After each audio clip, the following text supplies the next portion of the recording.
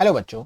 आज के 5 minute chemistry session में हम लोग बात करेंगे जेई एडवांस 2015 का एक question which belongs to atomic structure. अच्छा क्वेश्चन है, बहुत ध्यान से समझिएगा। देखिए क्वेश्चन कह रहा है not considering the electronic spin the degeneracy of second excited state that is n is equals to 3 of hydrogen atom is 9।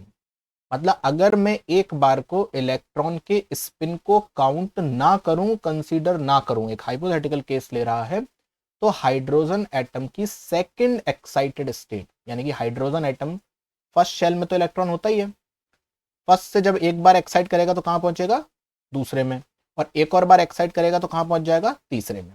तो सेकंड एक्साइटेड स्टेट का मतलब क्या है, अब वो थर्ड शेल में पहुंच चुका है।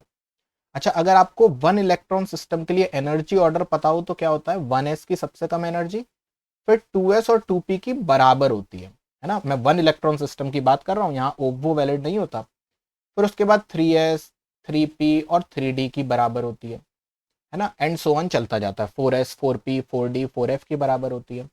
तो अगर आप थर्ड शेल देखोगे तो थर्ड शेल में एक s ऑर्बिटल है, 3 p ऑर्बिटल हैं और 5 d ऑर्बिटल हैं, और ये सभी सेम एनर्जी के हैं।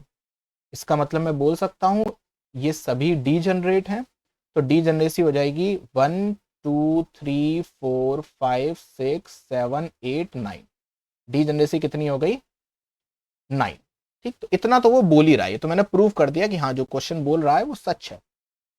आगे बोल रहा है where the degeneracy of the second excited state of H minus is. आपको बताना है H माइनस में कितनी होगी।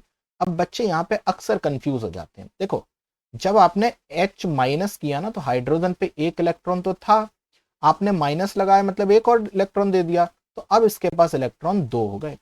और जैसे ही एक से ज्यादा इलेक्ट्रॉन आते हैं, इलेक्ट्रॉन इलेक्ट्रॉन रिपल्शन होने लगता है, और N+L रूल, जिसको आप ओप्पो रूल बोलते हो या आप बाउ प्रिंसिपल भी बोलते हैं कुछ लोग, एक्चुअली उसका प्रोनाउंसिएशन ओप्पो होता है, वो वैलिड हो जाता है। राइट, तो अब हम जो ऑर्डर लिखेंगे वो होगा 1s 2s, उसके बाद 2p 3s 3p 4s 3d and so on चलता जाता है। राइट, तो अगर आप देखो तो फर्स्ट स्टेट ये है जिसको हम ग्राउंड स्टेट बोल रहे हैं, जिसमें 2 इलेक्ट्रॉन अभी भरे हुए हैं।